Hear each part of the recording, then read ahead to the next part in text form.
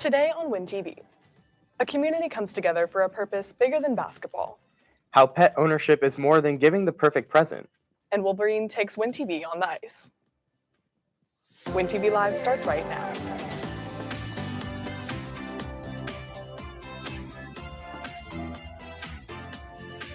Live from Wakeland High School in Frisco, Texas, this is Win TV. Good afternoon, Wolverines. I'm Josh Rajanov. And I'm Brooke Frederick. Today is Wednesday, December 21st, 2022. Last night, Lone Star and Wakeland fans came together for a tradition in support of children's hospitals. Maddie Hardwick reports more on how last night's district battle was bigger than basketball. The Wolverines is starting the basketball season with new faces and leadership. Coach Hurst is going beyond basketball by bringing in Adams Animals, a local nonprofit organization, into his program. So Adams Animals started in 1999. My younger brother passed away from leukemia the summer after he graduated from high school. While he was in the hospital, a friend came and brought him a stuffed animal. And it kind of actually gave him comfort through all of his chemotherapies and different things he went through. The next year, then in 2000, one of his friends actually ended up in the same hospital with leukemia. So my parents took that girl an animal, and she called it her Adams Animal. And from there, now for the past 22 years, my parents have donated animals on his birthday every year to a couple of hospitals here in Dallas. Last night at the varsity basketball games, Adams Animals hosted a teddy bear toss to encourage donations from the Wakeland community. They will now be delivered to children at Medical City Dallas and Plano. So the delivery days are normally like we load all the animals up into Sprinter vans or just multiple cars, and then we drive up to Medical City Dallas, personally deliver the animals and have a conversation with the children. So far, over 80,000 stuffed animals have been donated to local hospitals, affecting many patients and family members. Over the years, we've gotten so many messages back from parents of these kids who've received an Adams animal, letting my parents know what it means to them. This past November, we just took another 4,000 animals to the hospital, and just seeing the kids' faces when they get them, it's just it's special. I'm Maddie Hardwick for Win TV. And you can still donate by going to Adams Animals on Facebook. And in last night's district battle against Lone Star, the girls' team fell short, while the boys' team kicked off their district season with a 65-53 victory. Adopting a pet can be a fun and exciting moment in life. Win TV reporter Shaw Rasmussen reports on adopting, not shopping, this holiday season. Over the years, dog breeding has become increasingly popular, but at what cost to the animals so many adore? Alex Ike, an animal service control officer in Little Elm, shares the impactful sentiment about the importance of adopting, not shopping. So a lot of breeders inbreed animals, which causes disease and illness. Purebred animals have a higher cost of a yearly rate for a vet than a mixed animal like what you find at the shelter.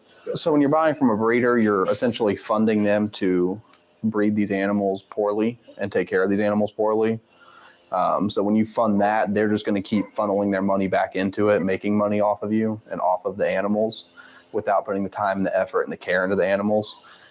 Here at the Little Elm Animal Shelter, animals such as Rocky and others alike have been surrendered for no fault of their own, but due to the fault of owners.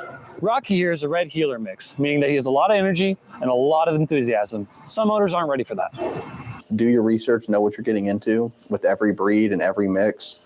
A lot of people just kind of see a husky, for instance, and just think it's a cute dog. They're a very advanced level dog to care for and take care of. So I would say people need to be more wary of that. And around the holiday season, many people receive new pets as gifts, and Alex explains how this might not always work out. A lot of shelters see a high adoption rate in December, but come February, there's a high intake rate of animals coming in because people get these puppies primarily and aren't ready for them or don't have the time or patience for them.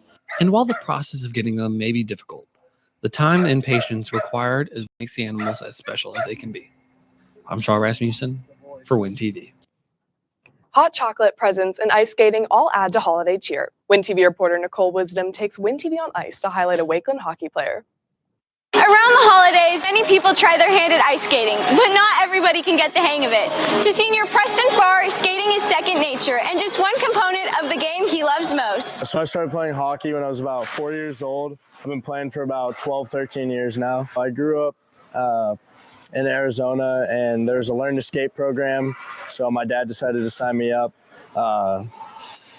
So I started playing from there. Here in Texas, the Dallas Stars and their community ice rinks offer learn to skate programs designed for any beginner to acquire the skill, even if you're skating for recreation. I feel it's like a good way to show like holiday spirit. I like ice skating. I feel like it's really fun. While some see skating as just a holiday activity, to hockey players like Preston Farr, it's so much more. As a longtime player, the learning process has become natural. I think just time, doing all the private lessons and learn to skate programs. From learn to skate to third in state, endless practice over the years landed Preston on a team that heads to state playoffs in a month, with the opportunity to compete at a national level. I think just the connections I've made and the friends I've made. So next year I'm starting my first year of junior hockey, which is you play that before college, and then the goal is to play college hockey and see where it goes from there. For this Wolverine, skating is more than just a fun holiday activity. It's a part of his passion and lifestyle. We wish him the best of luck in his future endeavors. For Win TV, I'm Nicole Wisdom. The holidays are a time of emotional ups and downs. It can bring families closer together or make them feel far apart. Win TV reporter Julian Rabago investigates the science behind the holidays. As the holiday season is upon us, many people say it's the most wonderful time of the year. However, is it as happy as people say it is? For some, the holidays can be a stressful time filled with the pressure to buy the perfect gifts, plan the perfect meal, and make the season as merry and bright as possible. The hustle and bustle of the season can be overwhelming, and the expectation to be constantly happy and joyful can be exhausting. The holidays actually, unfortunately, are a time when there's a spike in mental health problems. A lot of it happens to be because there's higher levels of stress with travel, with more people and stuff. So actually, people need to be a little extra careful over the holidays. But for others, the holidays are a time of joy and celebration. The twinkling lights, the festive music, and the warm gatherings with friends and family can contribute to the feeling of happiness and togetherness. To me, the holidays mean spending time with your family, getting presents, celebrating any kind of holidays, and really just getting together. They mean a lot to me. It's like a lot of the time that I can spend with my family, but also it's just more of a religious thing too. Whether you love or hate the holidays, it's important to take care of yourself and prioritize your mental health during this busy season. Take time to yourself, practice self-care, and don't be afraid to say no to events and activities that may be overwhelming. I'm Julian Rabago for Win TV.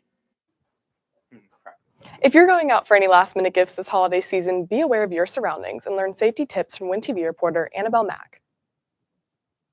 When you're out in public places, make sure you're not looking down at your phone.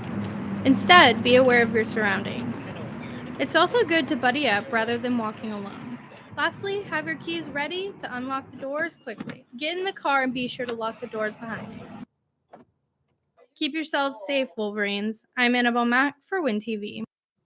It's always important to have safe parking lot practices when shopping. Thank you, Annabelle. Wakeland has added a new safety feature to keep students and staff safe on campus. Lexi Patterson has more. Wakeland High School's top priority is safety. Dr. Edge has decided to make Wakeland a pilot campus for a new front doorbell. When students come to check into school, they will have to ring the doorbell and wait for one of the receptionists to answer. The receptionist will then answer and ask the students to show their ID to the camera. The front desk receptionist will then unlock the door for students to enter. For parents, the process is nearly the same, except for the receptionist will look at their ID and identify which student they are here to pick up and have the parent go wait in the car, sending the student to meet them outside to limit non-staff and students from entering the building. This new system will officially start on January the 9th. Make sure you have your IDs because you will only get one reprint before you start to get charged.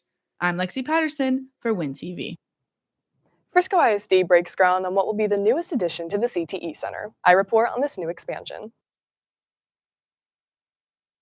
The Career Technology Education Center is building for the future by offering a variety of unique classes that allow for students to discover interests in a classroom setting like no other.